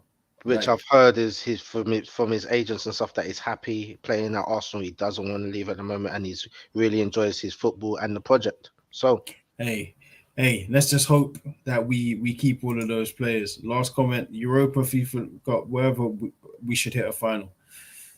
I'm not mad at that. If we hit a Europa League, I'd want to win the Europa League final. We've lost too many times in Europa League finals. And we need another European title. We do. So the last one was Cup Winners' Cup, man. It's been like 23 years or something like that. Yeah, it was Cup Winners' Cup. Yeah, I think it might have been 30 or something like that years ago. Maybe longer. Because I think we had the UEFA Cup final 2000, we lost. Galatasaray, if I'm not mistaken. 2006, we had Champions League final, we lost against Barcelona. We had a final a couple years ago. Coming up to 30 years. What was it? 98? When did we win? No, it was before that.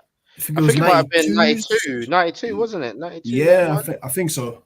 So yeah, it's been a long while. So yeah, I agree, man. But yeah, instead of winning it, I'd love to win. I mean, instead of getting to a final, I'd love to win European trophy. That guarantees your entry into the Champions League if you win. Yes, hope so. But yeah, that brings us to the end, man.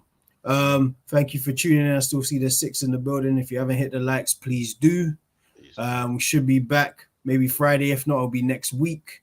I think there'll be a game on Sunday, Liverpool against City. So yeah, if you can leave your potential results in the comments about who's going to win and whatnot, we'd love to hear it. But yeah, that brings us to the end, man. So everyone, have a good evening.